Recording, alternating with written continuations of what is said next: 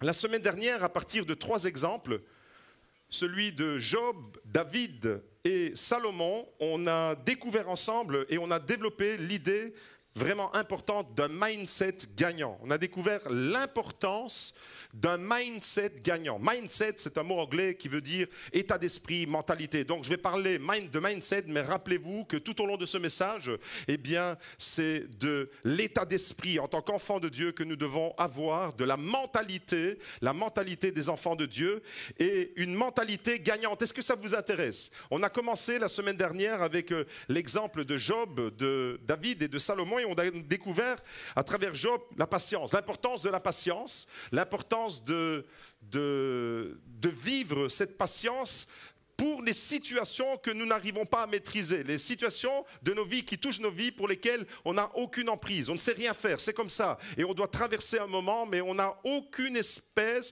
de possibilité de changer quoi que ce soit. Eh bien, à travers Job qui a vécu une grande épreuve dans sa vie, eh bien, on a découvert combien la patience est une clé pour développer un mindset gagnant.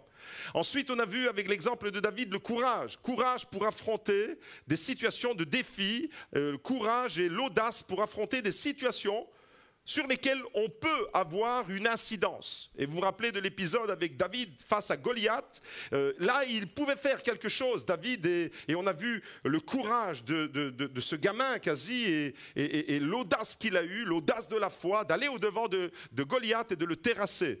Et pour avoir un mindset gagnant, on a besoin par moments de cette patience devant les situations qui semblent être bloquées et qui nous dépassent. Et puis, on a besoin aussi des fois de ce courage qui nous pousse à l'action, cette audace qui va aller nous faire défier le géant Goliath. Et puis, le troisième exemple, c'était celui de Salomon. Salomon, c'était la sagesse. La sagesse de Salomon pour discerner à quel moment, eh bien, on doit laisser faire Dieu et à quel moment c'est nous qui devons agir. À quel moment on doit laisser Dieu gérer un problème. Et à quel moment c'est nous qui devons prendre le problème à bras-le-corps et prendre la situation bien en main. Et des fois, on a besoin de cet éclairage et on a besoin de cette sagesse divine. La semaine dernière, c'était donc mindset gagnant. Et aujourd'hui, le thème de mon message, c'est mindset gagnant numéro 2. C'est le deuxième volet, on va aller plus loin et tout au long du mois d'août, on va réfléchir sur la mentalité gagnante des enfants de Dieu. Pour préparer une année merveilleuse, on a besoin d'avoir une mentalité adaptée. Et quand je parle alors de mindset gagnant, vous avez compris que c'est de cette mentalité, de cet état d'esprit. Vous avez certainement déjà rencontré autour de vous des personnes qui sont extrêmement influençables, des personnes qui parlent avec quelqu'un, elles sont influencées par cette personne, elles parlent avec une autre personne et elles vont être influencées par une autre personne. En réalité, nous sommes tous plus ou moins, avec des variations, nous sommes tous foncièrement influençables. Et pour développer un mindset gagnant, alors il sera question de faire attention à l'influence qui touche nos vies. Nous sommes tous d'une manière ou d'une autre influencés et c'est exactement ce que nous trouvons dans Proverbe 13, verset 20. Le livre des Proverbes est rempli de sagesse. Proverbe 13, verset 20 nous dit de choisir la bonne influence, l'environnement favorable pour notre croissance et notre développement spirituel.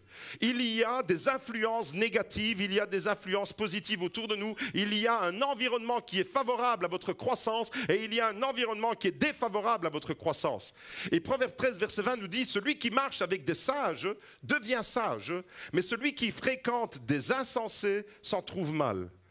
Celui qui fréquente, qui a l'habitude d'être entouré de personnes sages, des personnes qui ont une bonne mentalité, une bonne attitude, eh bien, il va être influencé. C'est ce que Proverbe 13, verset 20 nous dit. Il va être stimulé dans sa foi. Si tu es entouré de personnes qui n'ont pas la foi, qui sont dépressifs, qui sont complètement rabat-joie, qui du matin au soir ne font que râler, eh bien, ça va décolérer sur vous, ça va avoir une espèce d'influence sur vous.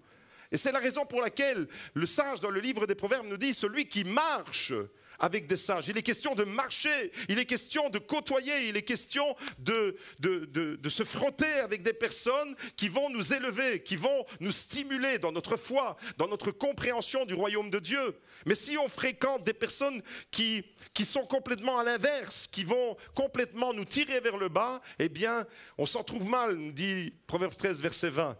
Celui qui marche avec des sages devient sage, mais celui qui fréquente les insensés s'en trouve mal. C'est-à-dire qu'il y aura des répercussions négatives de l'influence qui va toucher notre vie. Qu'elle soit bonne ou mauvaise, l'influence, elle est là. Et la question n'est pas de savoir si oui ou non on va être influencé dans notre vie. La question, c'est de savoir par qui et comment on va être influencé. Parce qu'en réalité, nous vivons dans un monde d'influence. Dès qu'on vient au monde, le bébé qui vient au monde, il va directement être influencé par l'atmosphère familiale. Les parents qui nous donnent l'éducation nous influencent.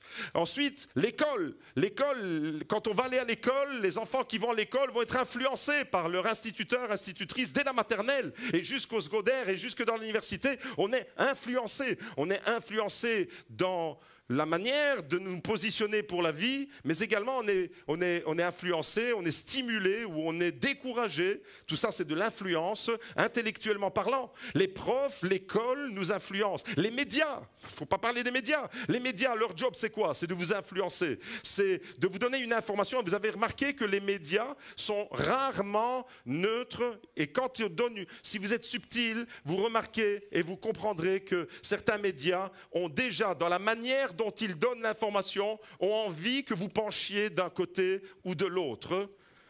C'est flagrant quand on nous donne des informations qui concernent Israël, par exemple. Sans le dire vraiment, mais on nous montre toujours le côté négatif. Les médias nous influencent. Les pasteurs, moi, je vous influence, semaine après semaine, à travers les messages, les enseignements, la parole de Dieu que je vous transmets. Et aujourd'hui, dans la société, on vit dans une société qui est hyper connectée. Eh bien, il y a même une nouvelle catégorie de personnes qu'on appelle les influenceurs sur les médias, sur les réseaux sociaux. Les influenceurs, leur job, c'est quoi? Leur job, c'est de vous influencer. Un influenceur, c'est quoi son job? C'est d'influencer. Et de toute manière, qu'on soit conscient ou non, nous sommes influencés. La question, ce n'est pas donc de savoir si oui ou non on va être influencé. La question, c'est de savoir par qui et comment nous allons être influencés. Nous sommes influencés par l'humeur des autres. Imaginez que vous travaillez dans un bureau et que vous êtes pendant 8 heures en présence de quelqu'un qui ne fait que bouder, râler, avec un visage comme une cafetière du matin au soir, qui vous déverse tous ses problèmes, qui est toujours en train de critiquer tout le monde, qui est toujours en train de parler sur son mari, sur sa femme, sur son fils, sur sa mère, sur son père, sur son voisin, sur le chat, sur le chien, sur le canari, sur n'importe qui. Le gars, il ne sait pas faire autrement que de parler en mal. Eh bien, son humeur, son attitude va décolorer sur vous, ça va, vous n'êtes pas hermétique. Votre esprit va capter quelque chose. L'humeur des gens nous influence, le discours des uns et des autres nous influence, le comportement de certaines personnes a une incidence et a une influence sur nous. Vous avez compris que l'influence, elle est universelle, elle est généralisée, de notre naissance à notre mort, nous serons influençables. Même celui qui dit « Non, moi, je me laisse influencer par personne ». Ben, vivez une journée entière avec quelqu'un qui, du matin au soir, pendant 365 jours sur l'année, ne fait que râler, toujours négatif, toujours négatif. On va voir, au 31 décembre, on va voir dans quel état vos nerfs ils seront. Donc, nous sommes influencés. C'est la raison pour laquelle nous devons absolument, pour développer un mindset gagnant, nous devons volontairement sélectionner l'influence, choisir le type d'influence que nous allons autoriser dans notre vie.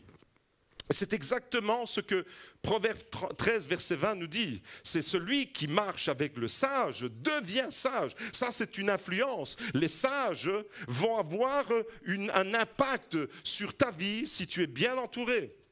Si tu es mal entouré, tu t'en trouves mal.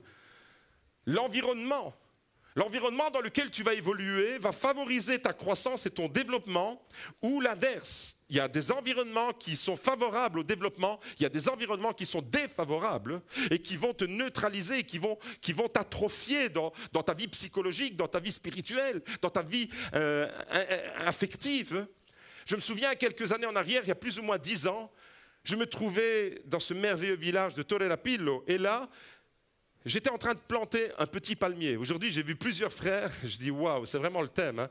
Que tous ceux qui ont une chemise avec des palmiers se lèvent ce matin. Vous connaissiez mon thème ou quoi? Par exemple, Giovanni, il a une superbe chemise, il va se lever, regardez sa chemise, mets-toi debout, regardez, belle chemise avec des palmiers. Regardez là-bas Emmanuel, belle chemise avec des palmiers. Il y en a encore d'autres, des palmiers. Je me dis, ça y est, c'est bon, confirmation, Seigneur, tu veux que je parle de mon palmier. Quelques années en arrière, j'étais en train de planter ce palmier. J'étais accompagné de mes deux garçons, Gianni et Daniel. Il y avait Elisa aussi, il y avait Magda qui regardait de loin, qui supervisait comme un contremaître si le travail était bien fait. Et il y avait aussi, il y a encore des palmiers là-bas, je vois. Vous êtes passé le mot, quoi. On est en communion, là, les frères, c'est extraordinaire.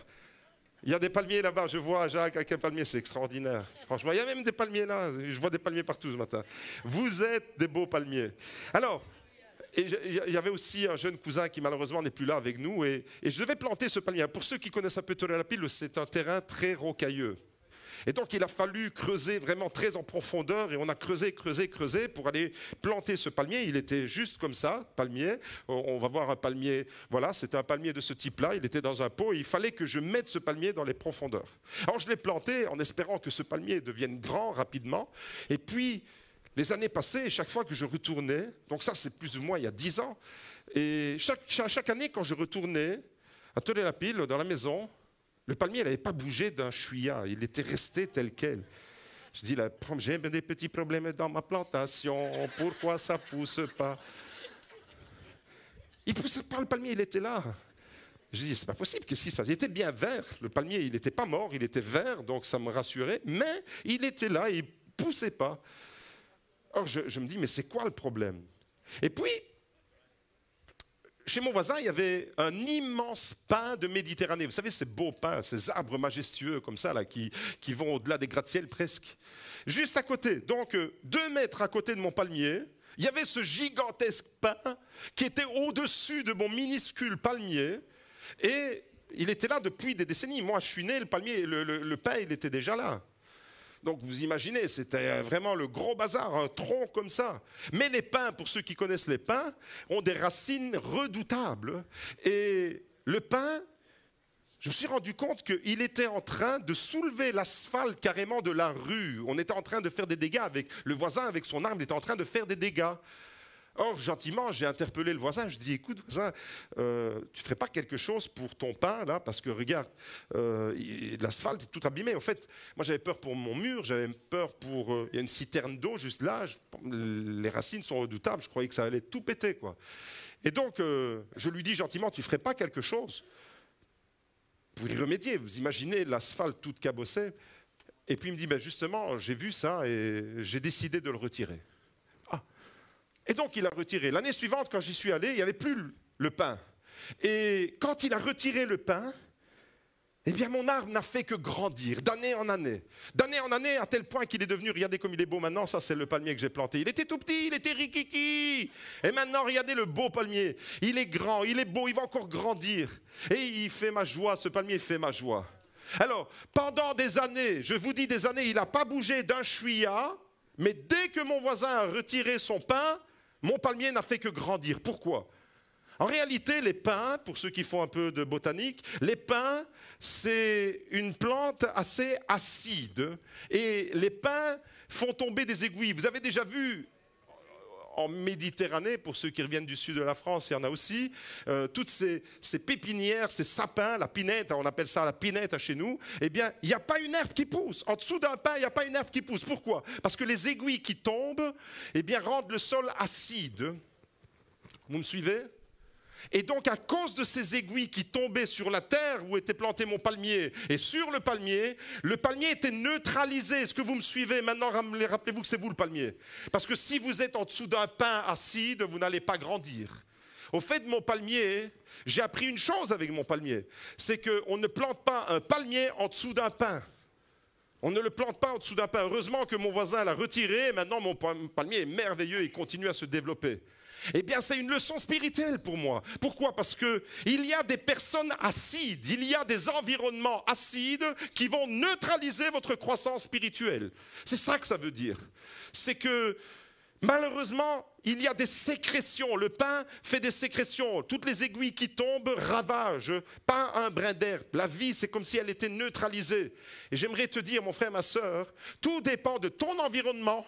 S'il y a des personnes acides qui te côtoient, eh bien tu te retrouves mal, comme Proverbe 13, verset 20 nous dit, celui qui marche avec les sages devient sage, mais celui qui marche et qui côtoie les insensés, il s'en retrouve mal. C'est-à-dire que là, eh bien, mon pauvre petit palmier était en train de côtoyer un gigantesque pin, imbu de sa personne, qui ne faisait que rejeter ses sécrétions acides et empêcher mon palmier de se développer.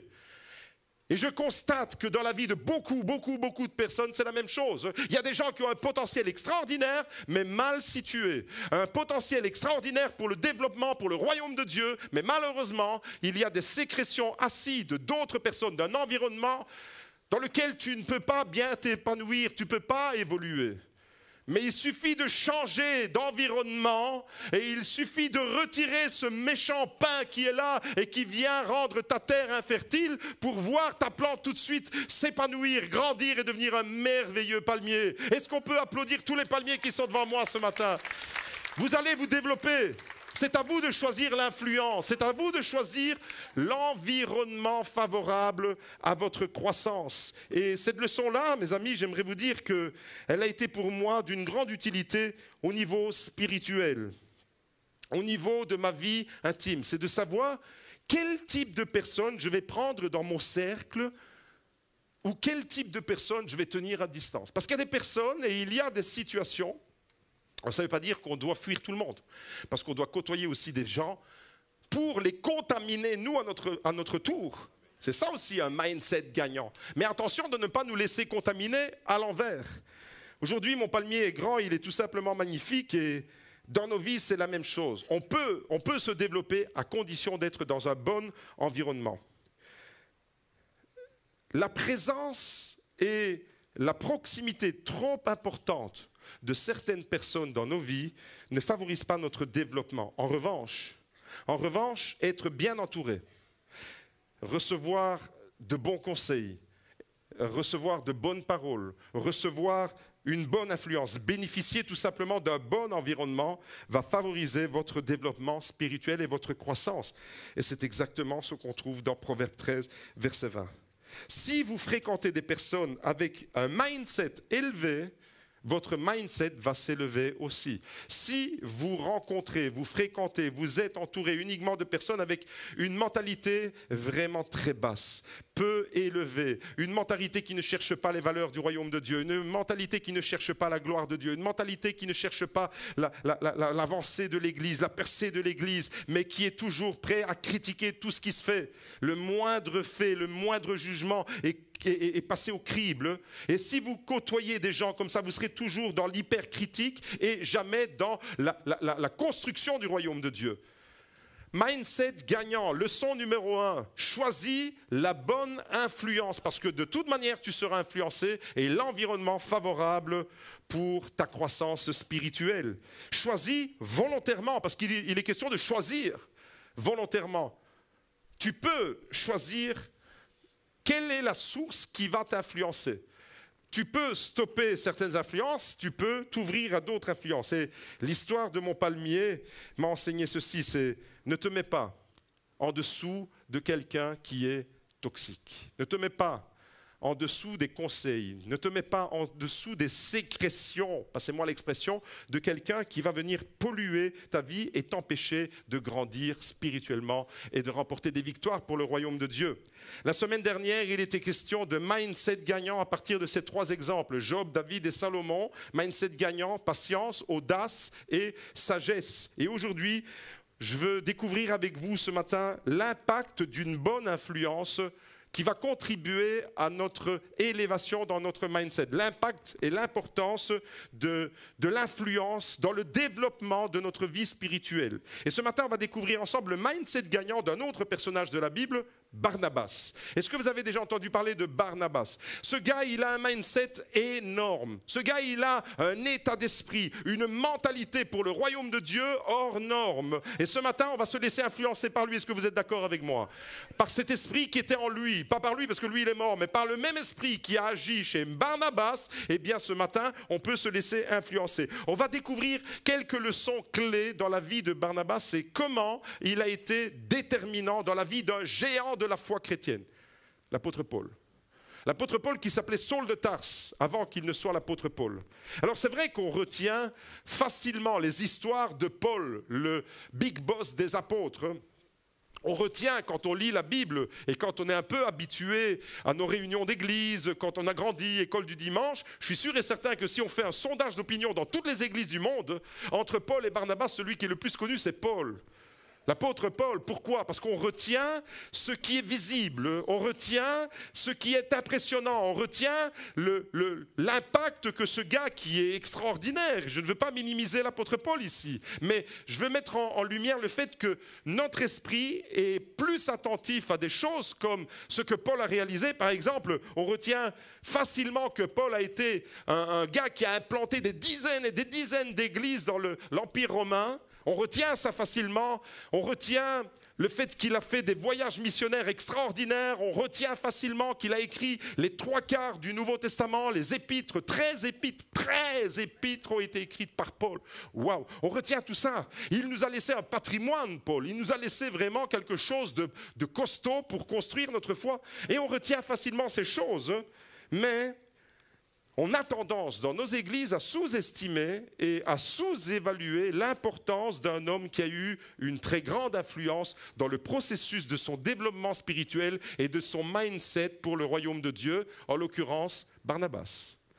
Barnabas qui est un homme extraordinaire, et ce matin on va relever quelques points précieux de l'influence que Barnabas a exercée sur Paul pour qu'il devienne sur Saul de Tarse, pour qu'il devienne l'apôtre Paul. C'est impressionnant. Barnabas est mentionné, on va faire un focus sur lui, vous l'avez compris. Barnabas est mentionné plusieurs fois dans les Actes des Apôtres, et la toute première fois où il est mentionné, on a déjà une mine de renseignements extraordinaires.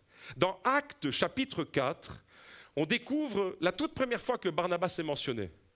Joseph, surnommé par les apôtres Barnabas. Déjà là-dessus, je pourrais m'arrêter et faire un enseignement de 6 heures. Le gars, il s'appelle comme moi, Joseph, mais j'aimerais tellement lui ressembler. Joseph, ça c'est son nom. Il est surnommé par qui? Par les apôtres, des hommes spirituels qui ont du discernement et qui ont repéré un trait de caractère chez ce gars. Et ils l'ont surnommé Barnabas, ce qui signifie fils d'exhortation ou fils d'encouragement ou encore fils de consolation. Le gars, il s'appelle fils d'exhortation, fils d'encouragement, fils de consolation. C'est un lévite originaire de Chypre. Il vendit un champ qu'il possédait, apporta l'argent et le déposa aux pieds des apôtres. C'est un homme très généreux. C'est un homme qui a le don de libéralité. Il vend un truc personnel pour le donner à l'église. C'est ça que ça veut dire. Mais ce n'est pas là-dessus que je veux insister. Je voudrais insister sur la première partie, la première information qu'on nous donne. Le gars, il s'appelle Joseph. Et son surnom, c'est Barnabas.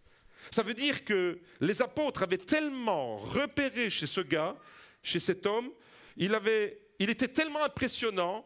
Quand les apôtres voyaient ce Joseph, ce Lévite de Chypre, quand ils le voyaient, les apôtres, ils ont repéré, c'était facile pour eux de repérer un trait dominant, un trait de caractère. C'était quelqu'un qui avait l'encouragement facile, c'était quelqu'un qui avait l'exhortation, la consolation, c'était quelqu'un qui influençait les autres positivement. Et il était tellement impactant, ce Joseph, que les apôtres ont fini par lui donner un surnom, Barnabas. J'ai envie d'être un Barnabas, j'ai envie que l'église soit remplie de Barnabas ce matin. Des hommes et des femmes qui consolent, qui encouragent et qui exhortent, un trait de caractère. Et il avait cette propension, Barnabas, il avait cette tendance naturelle à l'encouragement. Et vous ne croyez pas que l'église a besoin des Barnabas ? Vous ne croyez pas que l'Église, on a besoin, on est dans un monde qui nous critique, on est dans un monde qui est en opposition à l'Église, et si en plus dans l'Église, on doit se chamailler, se mettre en opposition les uns avec les autres, c'est le diable, des fois, il dit, j'ai même pas besoin de faire mon travail, les chrétiens font le travail à ma place. On a besoin. Je prie pour qu'il y ait une génération de Barnabas qui se lève dans l'église. Le gars, il n'est pas attiré par le devant de la scène. Hein. Si jamais Paul et Barnabas étaient dans notre église, je vais vous dire, Paul, il serait à ma place et Barnabas, il serait à votre place. Parce que Paul, c'est le gars de la scène et Barnabas, c'est le gars des coulisses. Mais c'est un gars extraordinaire. C'est lui qui a été repéré par les apôtres et c'est lui qui a reçu le nom de fils de l'exhortation, fils de l'encouragement.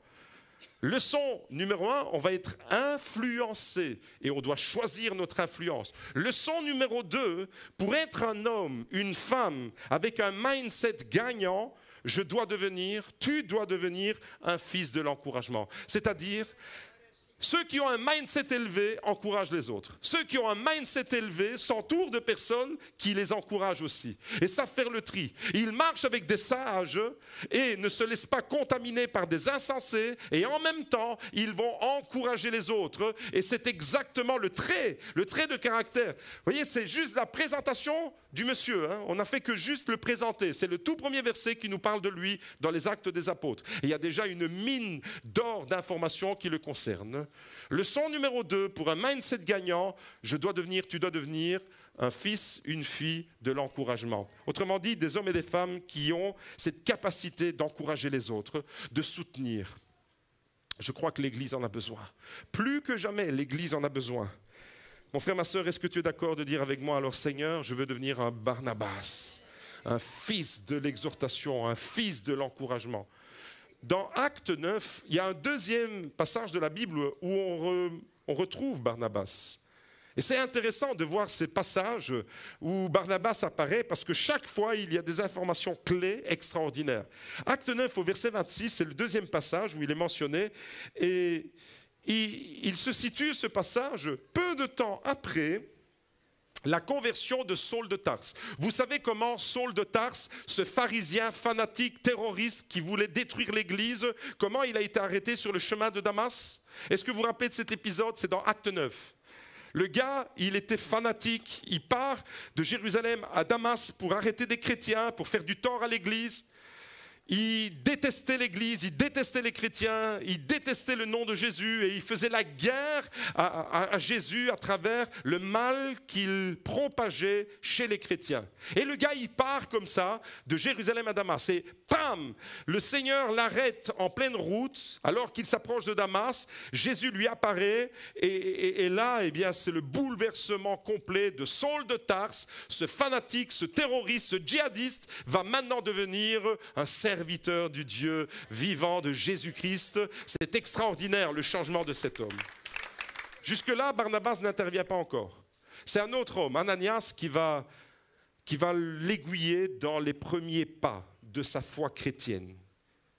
Et puis, on découvre Acte 9, verset 26. Le gars, Saul de Tarse, qui part pour détruire l'Église, revient mais avec d'autres réalités. Vous comprenez qu'il part et les chrétiens connaissaient Saul de Tarse, savaient qu'il était dangereux, savaient que c'était vraiment un sale type.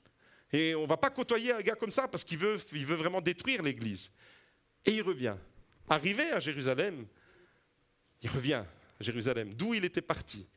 Il était parti de Jérusalem pour détruire l'Église, maintenant il revient. Mais les chrétiens de Jérusalem, quelle est l'image qu'ils ont de Saul de Tarse? Une image négative, une image d'un gars qui est vraiment une ordure. Arrivé à Jérusalem, Saul tâcha de se joindre aux disciples. Il cherche l'Église. Mais tous le craignaient. Tout le monde. Et je peux comprendre l'Église. Je peux comprendre l'opinion générale de l'Église. Tout le monde avait peur. Tous le craignaient, ne croyant pas qu'il fût un disciple. Ils ne pouvaient pas imaginer que ce garçon, cet homme violent, rempli de colère, de haine et de violence, cet homme était devenu un disciple. Et donc, ils le craignaient. Donc, c'est comme s'il y a un frère, mais tout le monde s'en méfie. Regardez, Barnabas, il intervient maintenant. Alors, Barnabas le prit avec lui, le conduisit vers les apôtres et leur raconta comment sur le chemin Saul avait vu le Seigneur qui lui avait parlé et comment à Damas il s'était exprimé ouvertement au nom de Jésus. Waouh! C'est extraordinaire! Extraordinaire attitude de Barnabas alors que tout le monde a peur, alors que tout le monde est bloqué, alors que tout le monde est avec des schémas limités, des schémas de pensée limités. La moyenne, si on se situe dans la moyenne des gens, on va être bloqué, on va avoir des œillères, on va pas comprendre comment le Seigneur peut retourner des situations. Mais Barnabas, il est perspicace, ça va bien, hein? Je viens de l'inventer en direct devant vous. Barnabas, il est perspicace, il comprend que là, il y a vraiment quelque chose et il est informé. Comment est-ce qu'il sait, le gars, de ce qui s'est passé sur le chemin de Damas ? Le Saint-Esprit lui a révélé d'autres chrétiens qui étaient avec lui, d'autres personnes, d'autres témoins qui ont assisté à la scène, ont raconté à Barnabas. Mais Barnabas, il s'est informé, il n'est pas resté sur une idée reçue. Et c'est là où le bas blesse, c'est que beaucoup de chrétiens restent avec des idées fixes, avec des idées reçues et ne voient pas un peu plus loin. Mais Barnabas, il ne s'arrête pas à l'apparence, il s'intéresse vraiment à la vérité et il s'intéresse à cette expérience que Saul a vécue et il va le prendre, ce brave Saul, et l'amener chez les apôtres, la plus haute autorité spirituelle de Jérusalem, au niveau de l'église, et dire, voilà, ça c'est un frère. Qu'est-ce qu'il fait là? Il va le mettre en confiance. Il va le mettre en confiance et ce soutien quand tous les chrétiens étaient dans la peur et dans le découragement, tous se méfiaient de Saul de Tarse, Barnabas décide de lui faire confiance. Il décide d'avoir une autre attitude, une attitude non méfiante, une attitude de confiance, une attitude où on va intégrer un frère. Et ce soutien alors que Barnabas a apporté à Saul de Tarse à ce moment-là va être déterminant. Non seulement pour Saul de Tarse, pour la confiance qu'il va avoir en lui au début de sa vie chrétienne, mais également aux yeux des autres.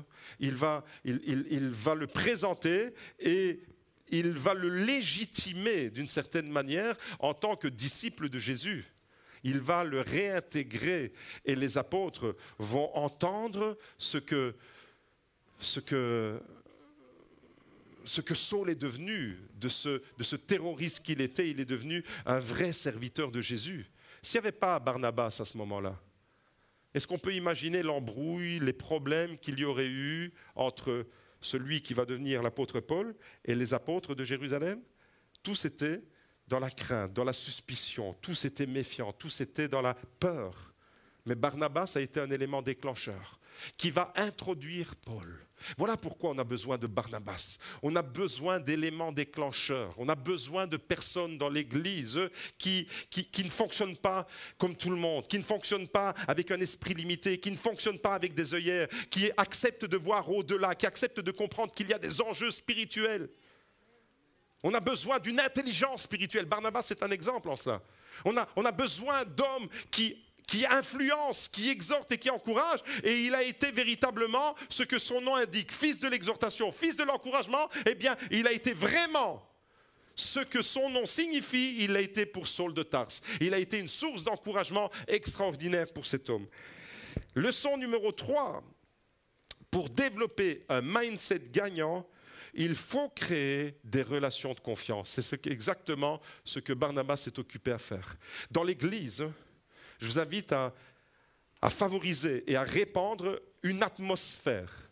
Une atmosphère, c'est quoi? Une atmosphère, c'est quelque chose qui, des fois, n'est pas palpable. Un climat, ce n'est pas palpable. Et je vous invite à être des Barnabas, à encourager, à exhorter, à être vraiment une source d'encouragement pour les autres, mais aussi à changer l'atmosphère.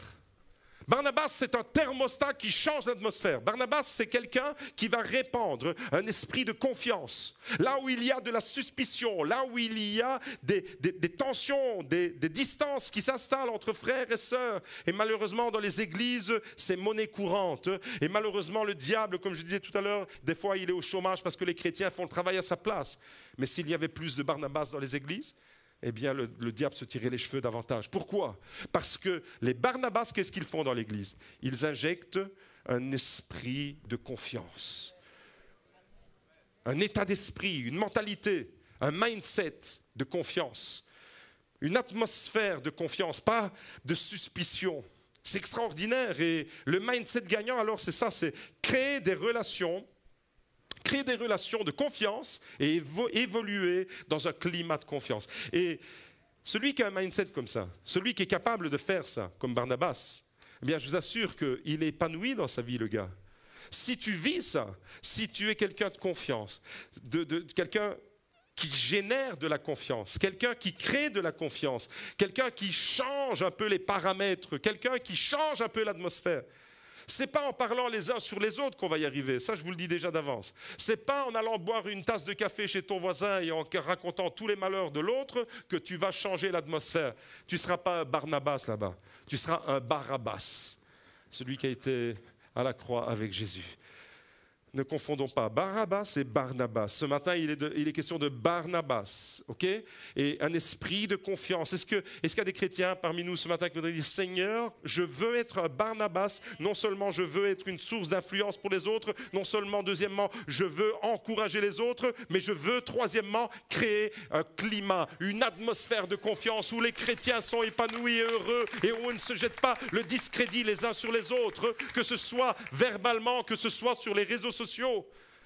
Parce qu'aujourd'hui, il faut tenir compte de ça. Les réseaux sociaux, ça sert aussi à ça, à influencer les autres. Je donne une information sur Facebook et ça influence tous ceux qui la lisent, en bien ou en mal.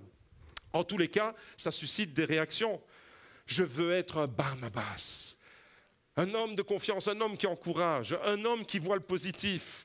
Il voit le positif, il voit le potentiel, il discerne le potentiel chez Saul de Tarse. Et voilà pourquoi il l'amène chez les apôtres et lui dit, non, cet homme, vraiment, il a rencontré Jésus. Il raconte la manière comme c'est extraordinaire. Et puis comment il a parlé à Damas. Alors qu'il devait tuer les chrétiens, bam, il a parlé de Jésus à Damas. C'est extraordinaire. C'est quelqu'un qui a vraiment cette propension à l'encouragement. Aux États-Unis, il y a une expression courante qu'on entend pratiquement tous les jours, à tous les coins de rue quasi. C'est devenu une banalité. Ce n'est pas « God bless you », celle-là on l'entend souvent aussi, mais c'est « good job ». Good job, aux États-Unis, vous l'entendez sur la bouche de n'importe qui. Quand tu fais quelque chose, un effort, good job. Good job, c'est dire bon travail, littéralement. Good job, ça veut dire, allez, c'est bon. On salue l'effort de la personne. On encourage en disant good job. La personne qui dit good job à quelqu'un qui a fait quelque chose, ce n'est pas tellement sur le résultat, mais c'est sur la disponibilité, c'est sur l'envie, c'est sur le désir d'avoir fait quelque chose. C'est encourager quelqu'un à faire bien et à faire encore mieux. Good job. Eh bien, je crois que dans l'Église, on a besoin de chrétiens qui disent good job. T'as manqué quelque chose, good job, c'est pas grave, good job, t'as bien bossé, t'as bien travaillé, t'as bien fait des efforts. T'as perdu l'équipe de mini-foot du GLC, vous avez intérêt à gagner cette année, hein, mais vous avez perdu l'année dernière, good job. Good job. Vous avez joué, vous avez mouillé le maillot, vous avez porté fièrement les couleurs du GLC Beaudour. Good job. On encourage. Le propre d'un supporter dans une équipe de foot, c'est pas d'être supporter de la victoire, c'est d'être supporter d'une équipe et d'encourager le sportif, eh bien, à donner le meilleur de lui-même. Ce n'est pas tellement le résultat. Vous savez, des fois, les chrétiens, ils se comportent comme les supporters de la victoire. Quand tout va bien, tout va bien, mais dès que ça va mal, on commence à critiquer, etc. Non, je suis supporter d'une équipe et je la soutiens quand elle gagne, quand elle est en galère, quand elle est en difficulté, quand l'équipe adverse est un peu trop dominante, quand il y a des problèmes financiers chez le club et on doit vendre des bons joueurs. Je reste supporter de la Juve. Vous avez compris ça ? Ça se voit aujourd'hui? Good job, ça veut dire je t'encourage. Et je crois que Barnabas, c'était quelqu'un qui avait l'habitude d'aller trouver son frère et dire good job, Action GLC, good job mon frère. Aînés renouvelés, les aînés renouvelés, good job. Monique, Jacques, vous avez fait un travail de dingue. Merci, good job. Ça vous arrive de temps en temps d'aller trouver un chrétien comme ça dans l'église? D'un autre département dans lequel vous êtes complètement étranger, de dire « je t'encourage dans ce que tu fais ». Les monitrices de l'école du dimanche qui s'occupent de vos enfants tout au long de l'année, allez les trouver, good job. Vous faites quelque chose de merveilleux, good job. Allez trouver les médias, allez trouver là-bas ceux qui sont dans la régie média. Au lieu de leur dire « tiens, t'es nouveau, toi, non, ça fait 25 ans que je suis dans l'église, mais tu ne me vois pas, je suis là-dedans ». Good job, vous faites un travail merveilleux, vous permettez à l'évangile de Beaudour, qui est prêché ici à Beaudour, d'aller jusqu'aux extrémités de la terre. Good job. Au lieu de critiquer la sono, un peu trop fort, un peu trop gras, un peu trop aigu, un peu trop ceci, un peu trop cela, Magda, good job. Au lieu de critiquer Daniel, parce qu'elle va pas assez vite pour la projection, good job Daniel. Good job à vous. Good job dans tout ce qu'on fait. Ça, c'est un état d'esprit, une mentalité, mindset élevé. On encourage les autres. Barnabas, il avait cet ADN. Vous comprenez? Est-ce que vous avez envie de devenir un Barnabas ce matin? C'est merveilleux. Hein? Good job aux États-Unis, c'est tellement fréquent. Je l'entendais à tous les coins de rue. En Acte 11, on trouve encore un autre passage où Barnabas apparaît. On découvre ça ensemble. C'est le troisième passage finalement où il apparaît. Et là, le contexte, c'est quoi? C'est le contexte de la fondation d'une nouvelle église. L'église d'Antioche va naître. Comment elle est née, cette église d'Antioche? Elle est née à cause d'une persécution qui a eu lieu à Jérusalem. Les chrétiens de Jérusalem ont été dispersés. Et en étant dispersés, il y en a qui sont partis un peu partout. Et partout où ils ont été, ils ont amené l'évangile. Et il y en a qui se sont réfugiés à Antioche. Et Antioche, eh bien, qu'est-ce qu'ils ont fait? Ils ont prêché l'évangile et l'église d'Antioche est née. Donc, l'église d'Antioche est une fille de Jérusalem. Et pourquoi elle est née? Parce qu'il y a eu des problèmes à Jérusalem. Il y a eu une persécution. Dieu change le mal en bien. La persécution de Jérusalem a donné naissance à l'église d'Antioche. Alléluia! Il est le plus grand spécialiste des retournements de situation. Et de quelque chose de négatif, il peut faire sortir quelque chose de merveilleux dans ma vie et dans ta vie. Et là, l'église d'Antioche est née, l'évangile commence à prendre vraiment de l'ampleur. Alors les apôtres qui avaient quand même le contrôle de la situation à Jérusalem entendent qu'il se passe quelque chose à Antioche. À Antioche, ça fait du bruit. À Antioche, ça commence à bouger. À Antioche, le nom de Jésus commence à être prêché. Mais c'est qui ces gens là-bas à Antioche? Qu'est-ce qui se passe là-bas? Alors pour se rassurer, qu'est-ce qu'ils font? Ils vont envoyer... Qui ils vont envoyer, à votre avis? Ils vont envoyer Barnabas. Barnabas est missionné des apôtres. Il a une mission, il reçoit une mission.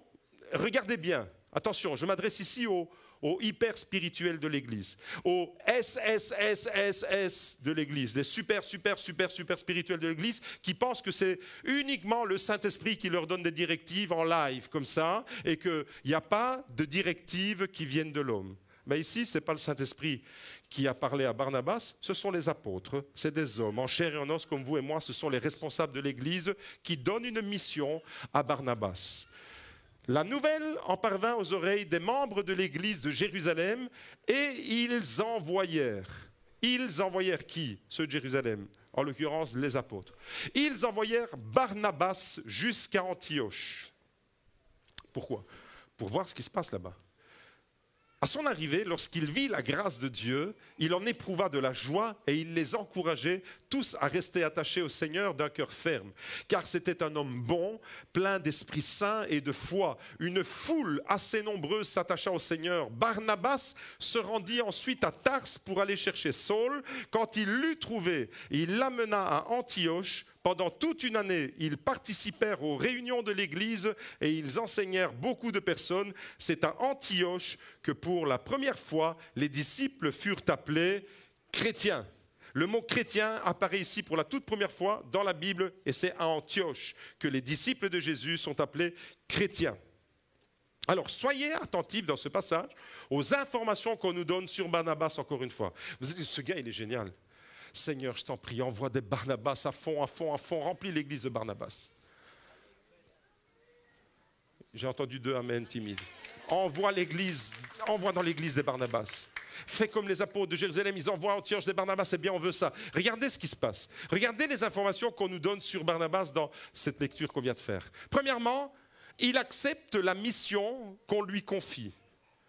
Il n'est pas moi, je décide moi de la mission, etc. Il accepte d'entrer dans une mission de l'Église. c'est quelqu'un qui sait se soumettre, autrement dit. C'est quelqu'un qui accepte une autorité spirituelle. C'est ce qui manque aujourd'hui. Parce qu'on est tous en quête d'indépendance et de faire, moi je fais comme je veux, quand je veux, je vais où je veux et le Saint-Esprit est avec moi et il me guide et il m'amène là et puis il m'amène là et il m'amène là et c'est le Saint-Esprit et j'ai l'impression que le Saint-Esprit m'amène dans tous mes travers et je me justifie en disant c'est le Saint-Esprit qui m'a poussé à faire ça. Non, Barnabas c'est un gars qui accepte une mission qu'on lui confie. Il quitte Jérusalem pour aller à Antioche. Il se soumet, il a cette capacité à accepter la mission que les apôtres de Jérusalem lui confient. Ça, c'est la première information. Deuxièmement, il se réjouit pour les autres. Il nous est dit qu'il se réjouit de voir la grâce de Dieu à Antioche. Autrement dit, il sait se réjouir du bonheur des autres.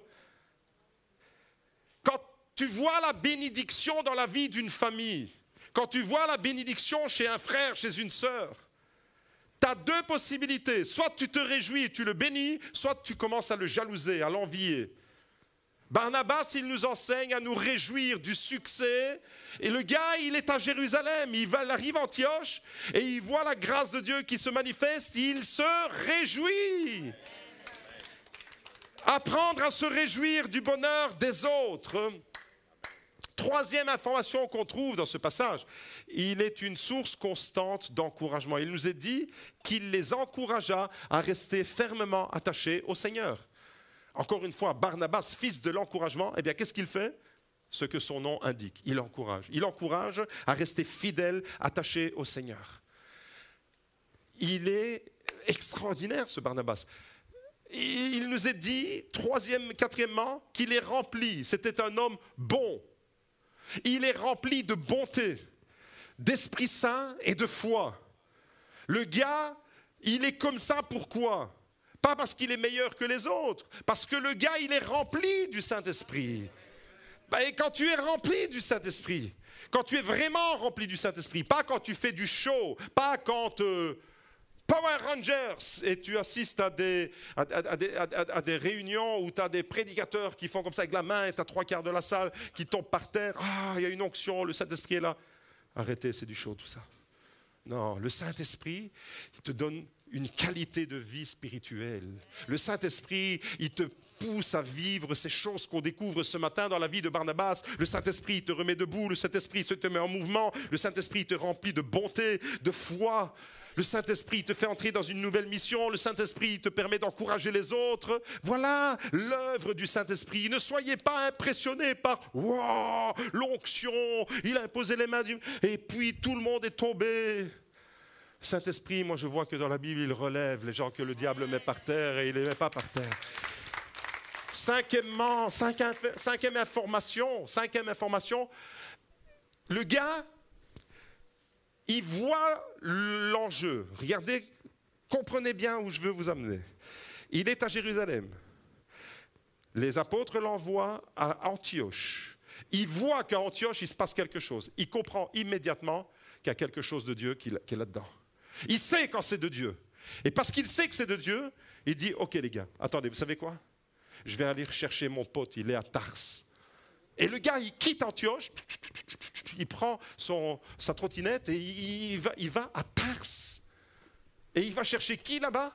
Saul de Tars. Il va chercher Paul. Il va le chercher pourquoi? Il va prendre encore une fois avec lui sous son aile. C'est un mentor. Barnabas, vous avez compris que c'est le mentor spirituel de Paul? C'est vraiment un écolage. On voit vraiment l'influence dont je parlais, l'influence d'un homme qui va te permettre de grandir. Et Barnabas a permis par son influence à Paul de prendre vraiment son envolée spirituelle. Ce n'est pas le Saint-Esprit qui a tout fait. Le Saint-Esprit, oui, c'est lui qui a fait, mais il s'est servi d'un homme dans la vie de Paul. Les chrétiens super spirituels pensent que c'est le Saint-Esprit qui fait tout. Non, le Saint-Esprit, il utilise des hommes et des femmes, des situations, des événements, des rencontres que tu vas faire. Il va mettre des hommes autour de toi qui vont être d'une influence positive, des sages, et tu vas devenir sage avec eux. Et il va te donner l'intelligence pour sortir de l'influence d'un pain acide qui jette ses déjections sur toi. C'est ça le Saint-Esprit. Et qu'est-ce qu'il fait? Il va chercher Paul qui est à Tarse. Il le ramène à Antioche parce qu'il y a un enjeu. Maintenant, Antioche, ça va bouger vraiment. Pourquoi? Parce qu'Antioche, ça va devenir le quartier général de Paul et de Barnabas. Ça va être leur église. Ça va être leur base missionnaire. À partir de cette église-là, ils vont organiser toute leur mission future. Et Barnabas, il comprend l'enjeu spirituel. Il ne reste pas là-bas tout seul. Il se dit non, c'est tellement important ce qui est en train de se passer ici. Il y a vraiment quelque chose, l'esprit, il agit là. Je vais aller chercher Paul. Et il part à Tarse pour le ramener. Il va propulser Paul dans sa destinée. Barnabas, quand il est à côté de toi, il te propulse dans ta destinée. Barnabas, quand il est à côté de toi, il ne cherche pas à te dominer, il cherche vraiment à ce que tu puisses t'épanouir et que tu puisses servir le royaume de Dieu dans les qualités qui sont les tiennes, celles que Dieu t'a données.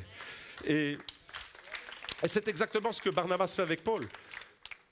Regardez, autre information qu'on trouve dans ce passage, il est fidèle aux réunions de l'Église et il va participer et contribuer aux réunions de l'Église. Pendant une année, il nous a dit qu'il ne loupe pas une réunion.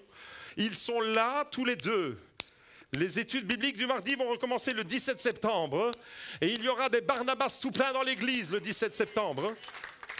Il ne manque pas une réunion connectée avec l'Esprit et en réception, mais en même temps en propulsion. Je reçois pour donner. Je ne déserte pas l'Église. Je ne fais pas mon chrétien solitaire, Calimero tout seul dans un coin sur une île déserte. Robinson Crusoe, ça n'existe pas. J'ai besoin de la communauté. Et Barnabas, qui est un super gars de la foi, m'enseigne la fidélité à l'Église, l'ancrage dans l'Église. Et en même temps, non seulement il est fidèle, mais il va contribuer au rayonnement de l'Église. Vous ne croyez pas qu'on a besoin des Barnabas? C'est un gars génial, ce gars. Il n'est pas sous-estimé, franchement.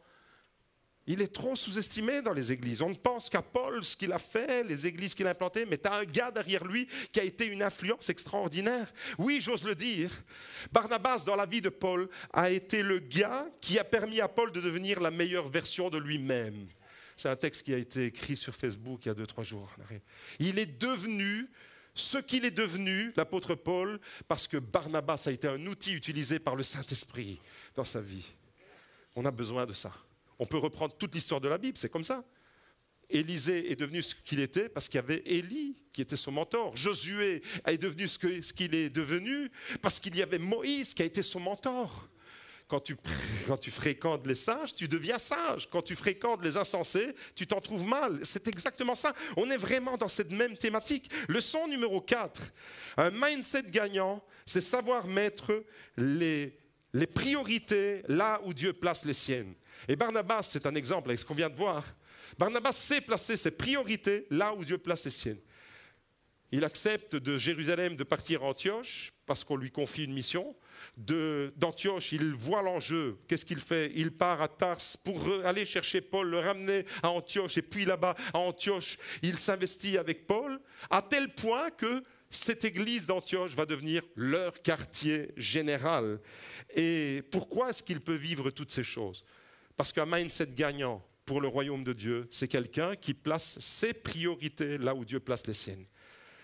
Où places-tu tes priorités? Dans ton emploi de ton temps, dans tes projets. Où sont tes priorités? Par rapport au royaume de Dieu, tu en es où?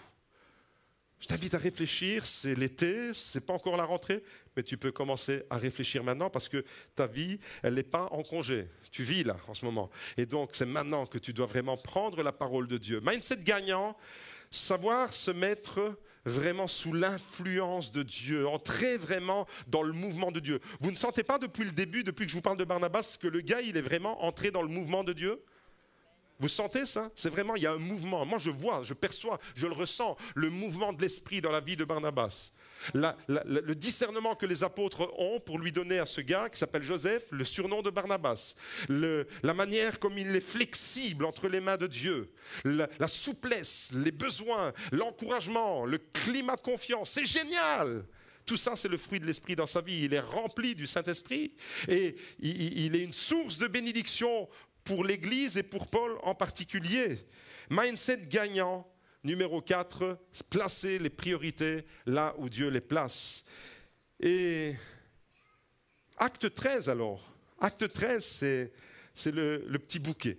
Acte 13, c'est un autre passage où on retrouve Barnabas. Mais dans Acte 13, on les retrouve où? Dans l'église avec Paul, dans l'église d'Antioche. Maintenant, l'église d'Antioche, elle est bien fondée. On a vu avec Acte 11 que Barnabas les a encouragés. Il est resté avec Paul pendant une année aux réunions de l'église. Il les a enseignés, etc. Et maintenant, cette église-là, elle s'est développée.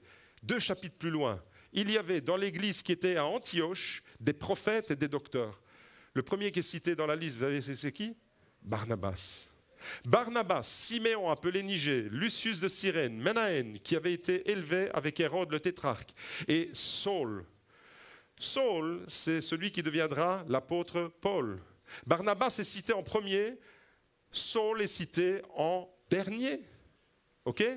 Pendant qu'il célébrait le culte du Seigneur et qu'il jeûnait, le Saint-Esprit dit « Mettez-moi à part Barnabas et Saul pour l'œuvre à laquelle je les ai appelés. » Alors, après avoir jeûné et prié, ils leur imposèrent les mains et les laissèrent partir. Et c'est le début d'une aventure extraordinaire, le début des voyages missionnaires de Paul et de Barnabas. Et c'est à partir de ce moment-là que le gars... il est tellement rempli du Saint-Esprit et d'une humilité extraordinaire, c'est qu'il connaît ses limites. Et il sait que, voilà, ce qu'il a pu faire, c'était ça, mais que tout ce qu'il a fait, c'était aussi pour préparer Saul de Tarse à devenir l'apôtre Paul. Et à partir de ce moment-là, quelques versets plus loin, on ne parlera plus de Saul de Tarse en le nommant Saul de Tarse, mais l'apôtre Paul. Et à partir de ce moment-là, jusque-là, jusqu'à Acte 13, chaque fois que les deux sont cités dans la Bible, c'est toujours Barnabas et Saul, Barnabas et Saul, Barnabas et Saul. Mais à partir d'Acte 13, il y a un changement. C'est Paul, son nom a changé, Paul, c'est plus Saul de Tarse, c'est Paul et Barnabas, Paul et Barnabas, Paul et Barnabas. Il y a comme un passage du flambeau. Il y a un relais. Vous voyez cette humilité du gars, il ne tient pas à tout prix à sa place. Il sait que son temps est arrivé pour passer le relais. Et ce qui est frappant alors dans ce texte, ce qui me frappe le plus, c'est de voir la fidélité de Barnabas et de Saul, encore une fois, dans l'église d'Antioche. La sensibilité qu'il a et qu'ils ont, et toute cette église d'Antioche, la sensibilité au Saint-Esprit. Le Saint-Esprit parle à cette église. Le Saint-Esprit parle à quel moment? Au moment où il célèbre le culte. Au moment où ils jeûnent, ils sont en train de prier, en train de louer, en train de chanter les merveilles de Dieu. Ils sont en communion avec Dieu. Et à ce moment-là, le Saint-Esprit se communique à l'Église. Et qu'est-ce qu'il dit, le Saint-Esprit? Mettez-moi à part. Là, regardez, pendant qu'ils célébraient le culte du Seigneur et qu'ils jeûnaient, le Saint-Esprit dit, mettez-moi à part Barnabas et Saul, le premier de la liste et le dernier, les deux là, pour l'œuvre à laquelle je les ai appelés. Ce qui est vraiment frappant dans ce passage, c'est la sensibilité aux directives du Saint-Esprit. Ils sont sensibles aux directives du Saint-Esprit. C'est la mise à part pour Dieu. Ils se mettent à part pour Dieu, pour accomplir la mission qui va devenir la leur. Il y a un projet grandiose, merveilleux. Jusque-là, on n'a encore rien vu de ce que Paul était capable de faire avec Barnabas. C'est à partir de là que la mission va commencer. 3 voyages missionnaires, tout le pourtour méditerranéen va être évangélisé. Jusque Rome, l'évangile va arriver dans la capitale de l'Empire. Pourquoi ?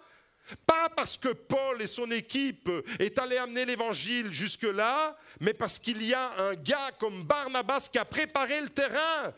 Il a retiré les épines du pain toxiques qui empêchaient Saul de Tarse de se développer. Vous saisissez l'importance de Barnabas dans la vie de Saul? Et là, alors oui, à partir d'Acte 13, il y a une envolée spirituelle. Le royaume de Dieu va se manifester jusque l'Empire romain, jusque la capitale. Pourquoi? Parce qu'il y a des hommes qui sont sensibles au Saint-Esprit, qui sont sensibles aux directives du Saint-Esprit, qui sont mis à part pour cette œuvre-là. Ils sont consacrés, c'est ça la définition d'être mis à part. Être consacré, ça veut dire être mis à part pour Dieu. Ils sont mis à part pour l'œuvre de Dieu et le gars, il découvre son appel. Regardez, mettez-moi à part Barnabas et Saul pour l'œuvre à laquelle je les ai appelés. Il y a un appel sur leur vie. Il y a un appel sur les Barnabas. Il y a un appel ce matin sur ta vie.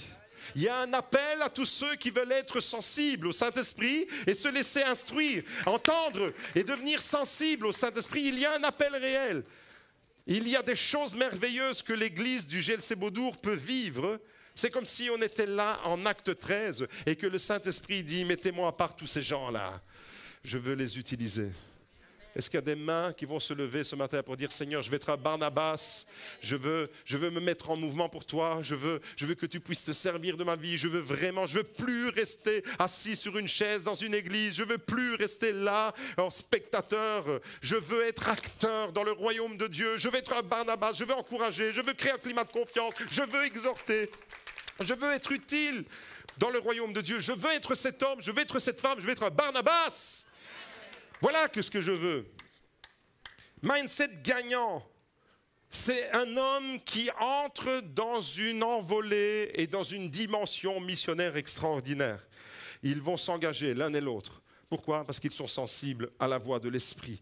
Et tous ces passages, alors, et l'équipe de louange peut me rejoindre, s'il vous plaît, tous ces passages qu'on vient de lire, et il y en a d'autres sur la vie de Barnabas, mais j'en ai sélectionné quelques-uns comme ça, tous ces passages nous montrent la grande influence que Barnabas a eue, la grande et la bonne influence que Barnabas a eue sur l'apôtre Paul, celui qui est devenu l'apôtre Paul.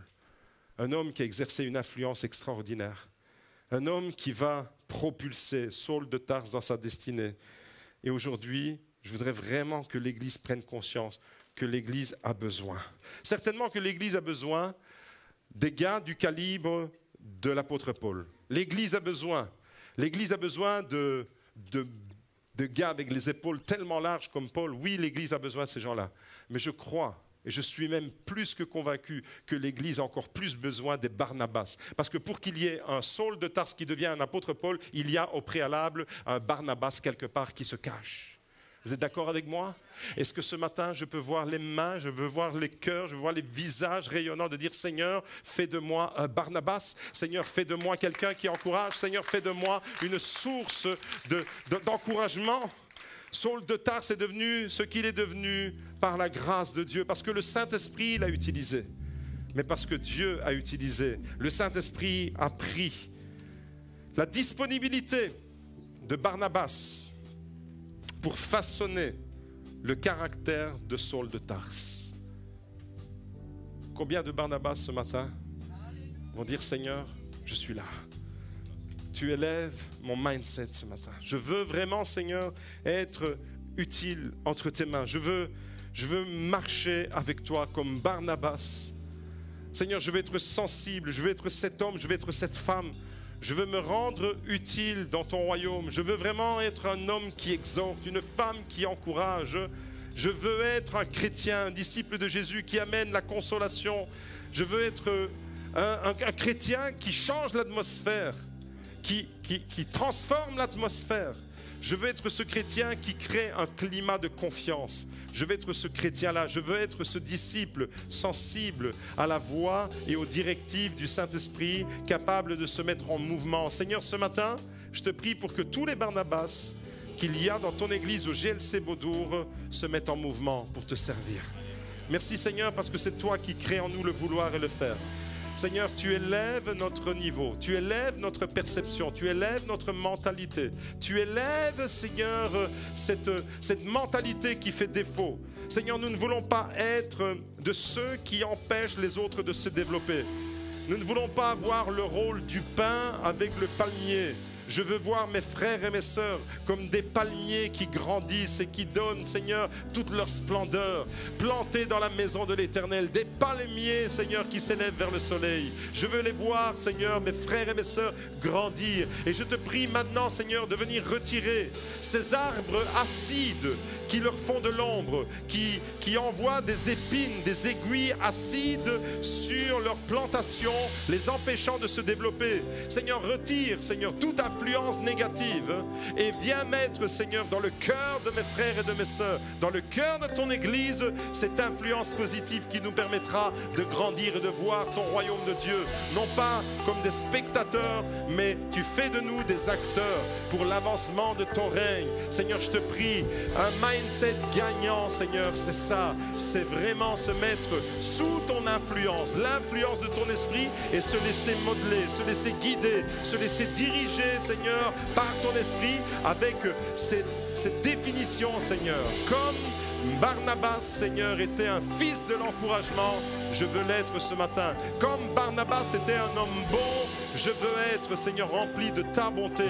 Comme Barnabas était rempli du Saint-Esprit, ce matin je te prie de remplir nos cœurs de ton esprit, de baptiser du Saint-Esprit, de retirer toutes les impuretés de nos cœurs et de nos vases et de remplir avec cette eau claire, cette eau fraîche, Seigneur, qui vient nous rafraîchir et nous désaltérer.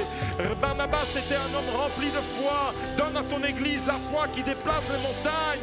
Donne à ton Église la foi qui nous met en mouvement et qui nous permet d'être puissamment utilisés par toi. Seigneur, merci pour tous les Barnabas qui se lèvent aujourd'hui au GLC Beaudour, et tous les Barnabas vont acclamer le Seigneur au nom puissant de Jésus. Il y a puissance dans le nom de Jésus.